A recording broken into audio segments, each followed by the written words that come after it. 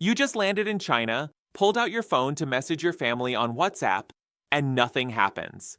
The app loads, but your messages won't send, your calls won't connect, and that sinking feeling hits you. You're completely cut off from everyone back home.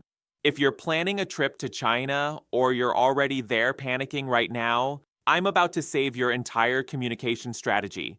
I'm going to show you exactly how to use WhatsApp in China in 2025, including the methods that are actually working right now, not the outdated advice you'll find everywhere else. By the end of this video, you'll know the 3 most reliable ways to access WhatsApp in China, which option is best for your situation, and most importantly, how to set everything up before you arrive so you never lose contact with home. But first, let me explain why this is even a problem. The problem. WhatsApp has been completely blocked in mainland China since 2017. The Chinese government uses something called the Great Firewall to restrict access to foreign apps and websites. This isn't just WhatsApp. We're talking about Google, Facebook, Instagram, YouTube, and pretty much every Western app you rely on. Now here's what's frustrating. Even if you manage to open WhatsApp without a workaround, you can only send basic text messages. No photos, no videos, no voice calls, no video calls. Basically, you're stuck in 2005. The reason for this blocking isn't just political control, though that's part of it. China wants to protect its domestic tech companies and ensure all digital communication can be monitored if needed. WhatsApp's end-to-end encryption makes government surveillance impossible, so it got the boot. Solution overview. But here's the good news.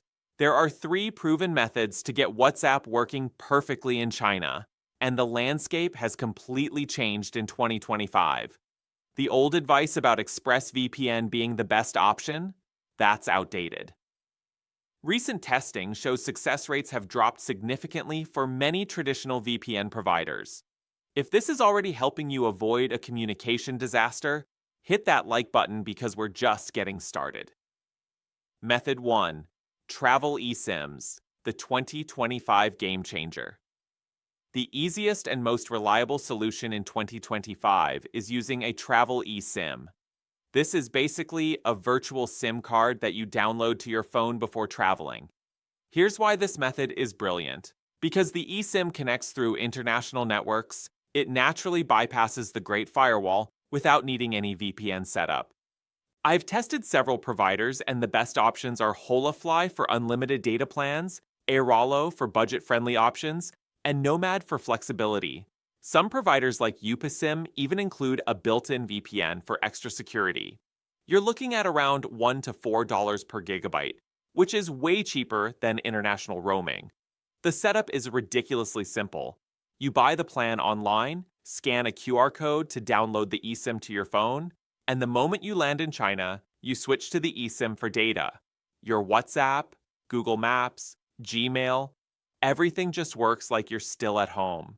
The only requirement is that your phone needs to support eSIM technology. Most iPhones from iPhone XS onwards and newer Android phones have this built in. You can check in your phone settings under cellular or mobile network options. Method 2, VPNs, the traditional approach with modern challenges. Now let's talk about VPNs, which used to be the go-to solution. The landscape has completely shifted in 2025. Many previously reliable providers like ExpressVPN are struggling with China's upgraded blocking technology. However, some VPNs still work if you know how to set them up properly. NordVPN can be effective, but here's the catch. You need to use manual IKEv2 configuration rather than just installing the app and connecting. Their support team will walk you through this setup, and I've got a link in the description that gets you the best deal if you want to try this route. Other options that testing shows still work include Astral VPN, which is specifically designed for China but costs around $12 per month, and Surfshark, which offers good value but with mixed reliability. The critical rule with any VPN, and I cannot stress this enough, you must download and test everything before you arrive in China. Once you're there, VPN websites are blocked, so you can't sign up or troubleshoot issues. Method 3. International roaming, the expensive backup. Your third option is using your home carrier's international roaming service. Because your data gets routed through your home country's network, it typically bypasses Chinese restrictions entirely. WhatsApp will work perfectly without any additional setup. The downside? Cost. International roaming in China can run you anywhere from $5 to $20 per day, depending on your carrier. It's expensive, but it's also the most foolproof method if money isn't a concern. Pro tips and common mistakes. Here are the critical tips that can make or break your China communication strategy. First, never rely on just one method. Get an eSIM as your primary solution and have a VPN as backup. The Chinese government regularly updates their blocking technology, so what works today might not work next week. Second, if you're staying longer term or need to communicate with locals, download WeChat before you arrive.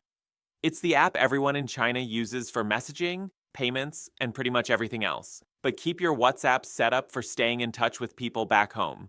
Third, test everything before you travel. Buy your eSIM, install it, and make sure it works. Download your VPN app and connect to servers. Don't wait until you're standing in Beijing airport to discover there's a problem. And here's a mistake 99% of travelers make. They assume hotel Wi-Fi will solve their problems. Hotel Wi-Fi in China follows the same restrictions as everything else. You'll still need your eSIM or VPN to access blocked apps. Conclusion. So to recap, you now have 3 proven methods to use WhatsApp in China in 2025. eSIMs are your best bet for reliability and ease of setup. VPNs like NordVPN can work with proper configuration but require more technical setup. And international roaming is your expensive but guaranteed backup option. Your next step is to choose which method fits your budget and technical comfort level, then set it up before you travel. The link in the description has everything you need, including that NordVPN deal I mentioned. If this video just saved your China trip from being a communication nightmare, smash that subscribe button and hit the bell for more travel tech guides that actually work. And drop a comment below. Are you Team eSIM, Team VPN, or playing it safe with roaming? I read every comment, and I'm here to help with any questions about staying connected in China. Now go enjoy your trip without worrying about losing touch with home. I'll see you in the next one.